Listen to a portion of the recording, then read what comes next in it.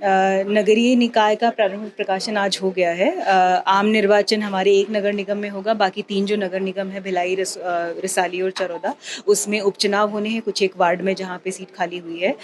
जिसमें नगरीय निकाय क्षेत्र अंतर्गत जो आपको बता दूं कि जो नाम जुड़वाने और नाम कटवाने की तिथि है वो 16 अक्टूबर से यानी आज से शुरू होकर 23 अक्टूबर तक चलेगी। जिसको भी अपना नाम जुड़वाना है नगरीय निकाय में वो अपना नाम जुड़वा सकते हैं, या जिस किसी भी अपने परिवार के सदस्य का नाम कटवाना है वो यहाँ आकर नाम कटवा सकते हैं। और इसकी अंतिम प्रकाशन जो है वो 29 तारीख को हो जाएगी। मतलब नाम जुड़ने और नाम कटने के बाद 29 तारीख को अंतिम प्रकाशन किया जाएगा कि मतदाता कुल कितने हैं और कितने नहीं।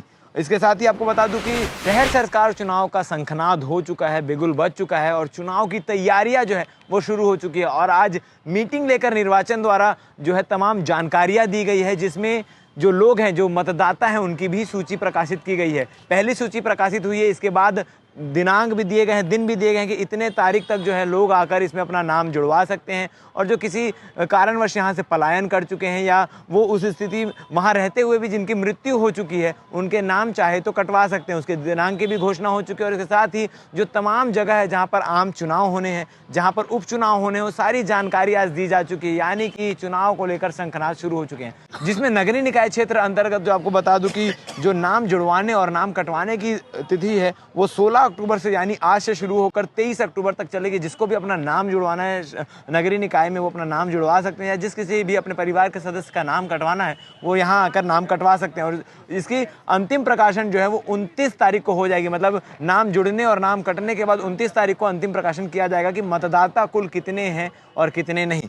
इसके साथ ही आपको बता दूं कि त्रिस्तरीय चुनाव होने हैं जहां पर वहां के लिए भी आज दिनांक आ चुके हैं। वहां आपको बता दूं कि 24 तारीख से यानी जब 23 तारीख को यहां नगरीय निकाय के नाम जुड़वाने और नाम कटवाने की तिथि समाप्त हो जाएगी, उसके बाद 24 तारीख से जो त्रिस्तरीय पंचायत है उसके लिए नाम जुड़वाने और नाम कटवाने की प्रक्रिया शुरू हो जाएगी, जो 29 तारीख तक चलेगी। और उसका अंतिम प्रकाशन जो है वो 4 नवंबर को होगा।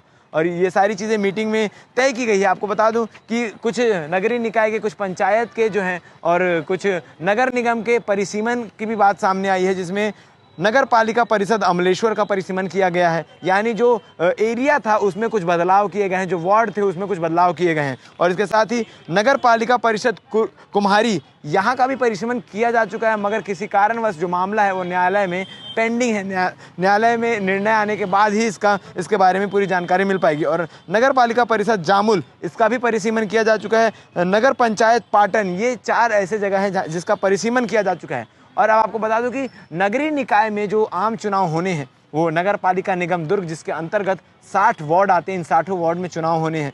नगर पालिका परिषद अहिवारा, जिसके अंतर्गत 15 वार्ड आते हैं।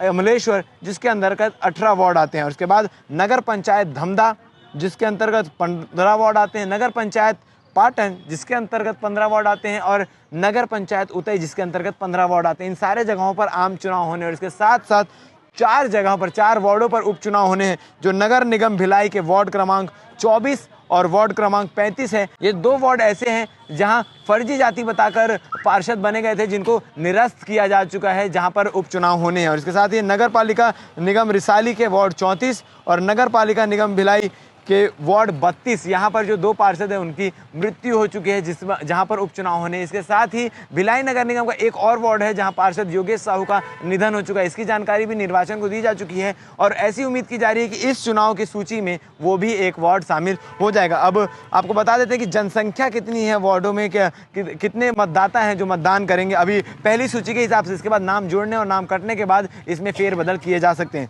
नगर पालिका निगम दुर्ग में जो है, जहां 60 वार्डों में चुनाव होने हैं, वहां लगभग 2,27,984 मतदाता हैं जो वोट डालेंगे। और नगर पालिका निगम भिलाई, जहां 2 वार्डों में उपचुनाव होने हैं, वहां पर 10,977 मतदाता हैं जो वोट डालेंगे।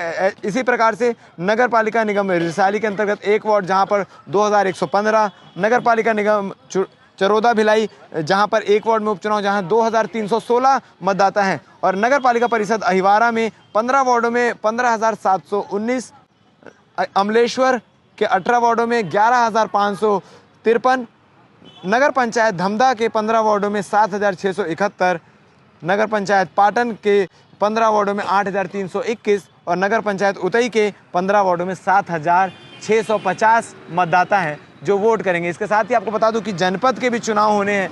जनपद के चुनाव को लेकर क्या कुछ तैयारियां नगरीय निकाय द्वारा की गई है। जैसे कि मैंने आपको बताया कि जनपद क्षेत्र में यानी कि त्रिस्तरीय पंचायत जो है वहां पर 24 तारीख से आप 29 तारीख तक नाम जुड़वा सकते हैं, जिसका अंतिम प्रकाशन जो 4 तारीख को किया जाएगा कि कितने मतदाता इसमें शामिल हुए हैं और कितने मतदाताओं का नाम इससे काटा गया है। इसके साथ ही आपको बता दूं कि जनपद क्षेत्र जो है वहाँ कितने मतदाता जो हैं वोट डालेंगे।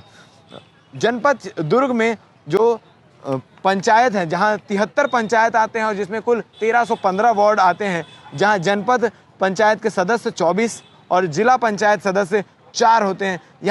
यहाँ पर कुल 1,50,600 जो मतदाता हैं वो वोट डालेंगे। और ऐसे ही पाटन में जिसके अंतर्गत 108 पंचायत 1766 वार्ड आते हैं, जिसके अंतर्गत 1,66,914 मतदाता जो हैं वो वोट डालेंगे। और नगर जनपद पंचायत धमधा में 119 पंचायत आते हैं, जहां 1734 वार्ड जिसमें शामिल है, वहां पर 1,57,061 मतदाता जो हैं वो वोट डालेंगे। इसका मतलब है कि जनपद पंचायत में कुल 4,75,672 जो मतदाता हैं वो वोट डालेंगे। और तैयारियां शुरू हो चुकी है। अभी चुनाव के दिनांक की घोषणा नहीं हुई, जल्द ही चुनाव के दिनांक की भी घोषणा हो जाएगी, मगर जानकारी के अनुसार जो तिथि आपको बताई गई है यानी कि 16 तारीख से लेकर 23 तारीख तक नगरीय निकाय के लोग हैं जो अपना नाम जुड़वा सकते हैं और नाम कटवा सकते हैं वोटर लिस्ट से। और इसके साथ ही जनपद के यानी त्रिस्तरीय निकाय के जो लोग हैं वो चाहे तो 24 तारीख से लेकर 24 अक्टूबर से 29 अक्टूबर तक अपना नाम जुड़वा सकते हैं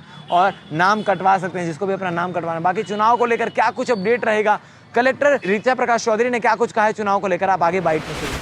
नगरीय निकाय का प्रारंभिक प्रकाशन आज हो गया है। आम निर्वाचन हमारे एक नगर निगम में होगा, बाकी 3 जो नगर निगम है भिलाई, रिसाली और चरौदा, उसमें उपचुनाव होने हैं। कुछ एक वार्ड में जहाँ पे सीट खाली हुई है उनका सभी नगरीय निकाय जो नगर पंचायतें हैं, नगर पालिका परिषद हैं, उसमें चुनाव होने हैं।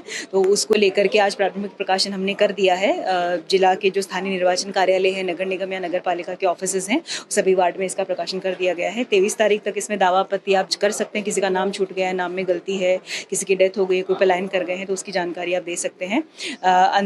दावापत्ति के निराकरण के उपरांत में 29 तारीख तक इसका निराकरण कर लिया जाएगा और अंतिम प्रकाशन 22 नवंबर को इसका कर दिया जाएगा। सिमिलरली रूरल एरियाज में भी जो हमारे त्रिस्तरीय चुनाव होने हैं, लगभग 4,800 के करीब में जो ग्रामीण क्षेत्र में वार्ड है उनमें चुनाव होने हैं। 300 पंचायतें हैं, सभी जगह पे चुनाव होंगे। जनपद के सदस्य हैं, जिला पंचायत के सदस्य हैं, उनका भी निर्वाचन इसमें किया जाएगा। तो उसके और लगभग 4,50,000 के करीब हमारे वोटर्स रहेंगे। उसका प्रारंभिक प्रकाशन 24 अक्टूबर को किया जाएगा। 4 नवंबर तक उसका दावापत्ति लेकर के अंतिम निराकरण किया जाएगा और 29 नवंबर तक उसका अंतिम प्रकाशन होगा। हमारे पास में जो नए पोलिंग बूथ बनाने का प्रस्ताव हमने भेजे थे, वो इलेक्शन कमीशन से हमको 41 के करीब नए बूथ मिल गए हैं। तो जिले में जो वोटर्स बूथ के अनुसार से हमारी तैयारी लगातार चल रही है। जाबो कार्यक्रम के तहत पंचायतों में, शहरी क्षेत्र में सभी जगह पे वोटर्स के साथ अवेयरनेस की एक्टिविटीज़ भी करवा रहे हैं।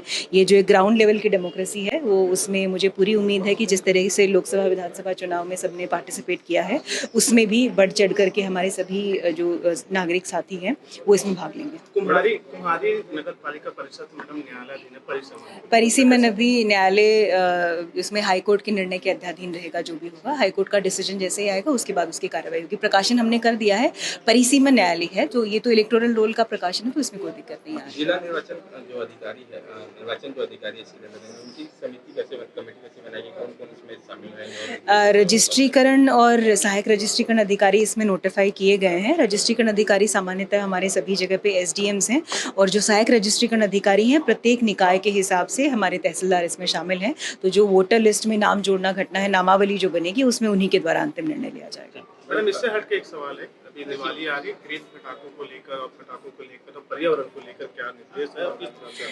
एनजीटी के इसमें निर्देश आते रहते हैं समय समय पे, और अभी लेटेस्ट कुछ गाइडलाइंस हो रही हैं। तो हमारा बिल्कुल यही प्रयास है कि बिना किसी के परेशानी हुए लोग त्यौहार को सेलिब्रेट कर सके, इसके लिए प्रशासन पूरी तैयारी रखेगा। प्रेसिडेंट का आगमन होने वाला है आईआईटी में, तो उसको लेकर के क्या 26 26 अक्टूबर को IIT भिलाई के कॉन्वोकेशन प्रोग्राम में माननीय राष्ट्रपति महोदय का आगमन प्रस्तावित है। तो जो उनका प्रोटोकॉल के हिसाब से तैयारियां हैं वो हमारी लगातार चल रही हैं। पुलिस और प्रशासन दोनों की टीम हमने साइट विजिट भी कर लिया है, रूट चार्ट वगैरह भी हमने देख लिया है। बाकी जैसे वो डिटेल्स आएंगी हम आपके साथ शेयर करेंगे। मैडम, एक चीज ये देखा जा रहा है कि कई गांव के लोग असंतुष्ट है किसी न किसी चीज़ों को लेकर, मुआवजा की मांग को लेकर के, पानी की मांग को लेकर चेतावनी भी दी है कि उन्होंने आने वाले समय जो चुनाव होने हैं उसमें बहिष्कार करेंगे। किस प्रकार संतुष्ट किया जाएगा इन लोगों को? देखिए, जो गांव वालों की जेन्युइन डिमांड्स हैं उनको पूरी करने के लिए ही प्रशासन यहाँ पे हम पूरे सभी लोग बैठे हुए हैं। तो जहाँ से भी बार बार जनदर्शन में हम भी बैठते हैं, माननीय मुख्यमंत्री जी भी हैं, हमारी पूरी जन समस्या निवारण शिविर भी होते रहते हैं। तो जो भी प्रशासन की योजना है या किसी भी चीज़ का लाभ उनको नहीं मिल पा रहा है, वो पूरा अमला इसे यही प्रयासरत है कि अंतिम छोर तक हमारा जो शासकीय योजनाएं हैं वो पहुँचे, और कहीं पे कोई विशेष बात है तो उनसे चर्चा करके उसका निराकरण बिल्कुल किया जाए। मैडम, अभी बाढ़ आई थी, बाढ़ में कई किसान के खेत रेलेवेंट